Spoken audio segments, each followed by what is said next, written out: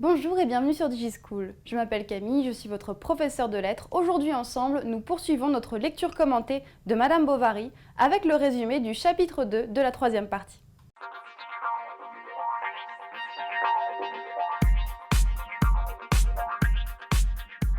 Vous vous le rappelez, le premier chapitre de la troisième partie était un moment important puisqu'on apprenait qu'Emma entamait enfin une liaison avec le jeune clerc de notaire, Léon. Or, vous vous souvenez que Léon, après avoir vécu à Paris, habitait à présent à Rouen. Lorsque s'ouvre le chapitre 2, Emma retourne à Yonville-l'Abbaye pour y retrouver Charles et sa petite Berthe. Mais à sa descente de l'Hirondelle, la voiture qui la conduit ordinairement à Rouen, c'est Félicité, sa domestique, qui l'attend. En effet, elle lui demande de se rendre chez Homais parce qu'on doit lui apprendre une nouvelle importante. Elle se rend donc chez Homais, mais au lieu de voir l'apothicaire qui l'attendait pour lui annoncer la nouvelle, Emma tombe sur une véritable scène de famille. Homais est en train de se disputer avec Justin.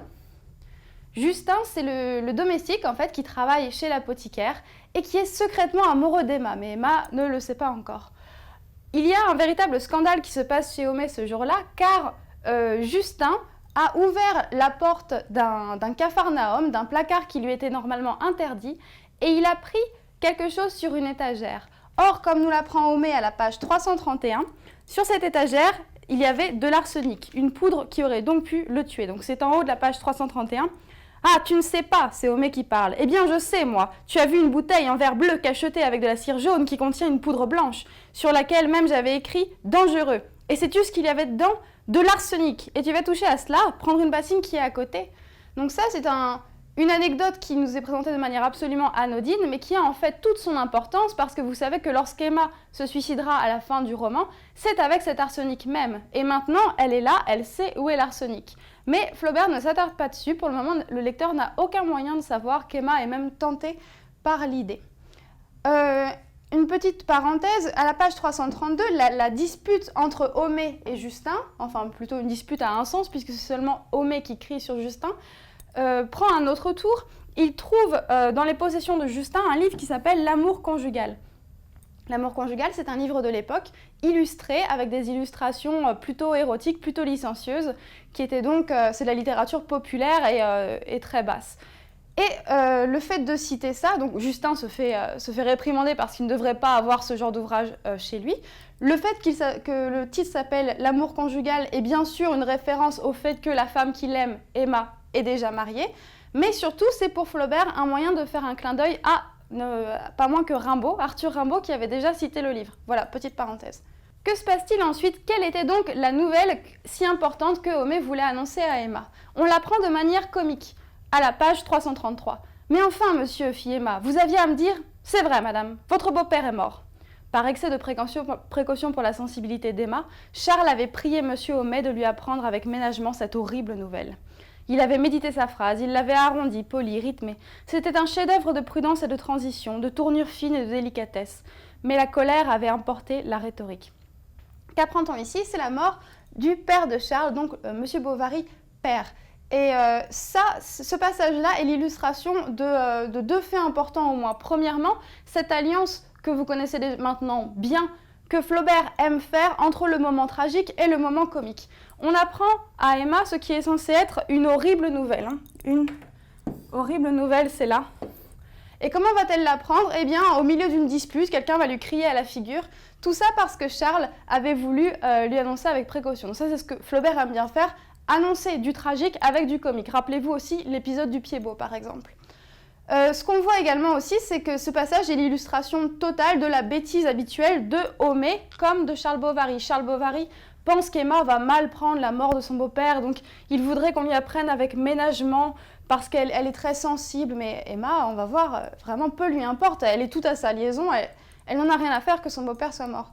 Et on voit aussi évidemment la bêtise de Homais qui fait un chef-d'œuvre de délicatesse, de rhétorique et qui finalement oublie. Donc comment réagit Emma? On l'a dit, hein, elle se sent complètement en décalage avec le sentiment de son propre époux Charles, parce qu'elle, peu lui importe que son beau-père soit mort, elle pense à Léon, elle pense à son histoire.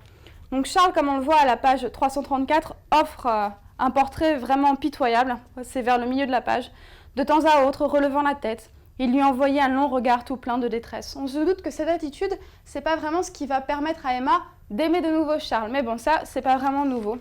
À la page 336, en haut de la page 336, on a une répétition à 3 reprises du verbe penser qui va nous permettre de vraiment voir le décalage entre la pensée d'Emma et celle des gens qui l'entourent. Charles pensait à son père, Madame Bovary-mère pensait à son mari. Emma pensait qu'il y avait 48 heures à peine, ils étaient ensemble, loin du monde, tout en ivresse et n'ayant pas assez Dieu pour se contempler. Troisième temps du chapitre, eh bien, c'est le retour aux affaires. Premièrement, avec la dette. Monsieur Lheureux, le bien nommé Monsieur Lheureux, le créancier d'Emma qui lui a vendu tant et tant de vêtements dont elle n'avait pas besoin, se fait menaçant, en bas de la page 337, en laissant entendre à Emma qu'il sait très bien qu'elle avait un amant. Donc c'est une chose, il va falloir rembourser Monsieur Lheureux. Mais Emma sait qu'elle pourra le faire, elle pense du moins qu'elle pourrait le faire, puisque si Monsieur Bovary-père vient de mourir, ça veut dire qu'ils vont toucher un héritage. Donc ça veut dire qu'elle va pouvoir rembourser Monsieur Lheureux et qu'elle va pouvoir continuer probablement à aller à Rouen voir Léon. Mais pour ça, il faudrait une raison. C'est pourquoi elle va voir Charles et lui met en avant que vraiment ce serait tellement plus utile d'avoir un notaire pour pouvoir l'aider dans cette histoire d'héritage. Elle citait des termes techniques au hasard, prononçait les grands mots d'ordre, d'avenir, de prévoyance et continuellement exagérait les embarras de la succession. Donc voilà, elle va voir Charles, c'est à la page 338, lui explique que vraiment ils auraient besoin de quelqu'un pour gérer l'héritage, gérer ce nouvel argent, et elle sous-entend que peut-être Léon, puisque c'était quelqu'un qui les avait aidés dans le passé, pourrait être une solution. Et c'est comme ça qu'elle obtient du bon Charles Bovary le droit d'aller rendre visite à son amant à Rouen une nouvelle fois. Voilà, c'est tout pour aujourd'hui. Merci d'avoir suivi cette vidéo, j'espère qu'elle vous aura été utile et à très bientôt sur DigiSchool.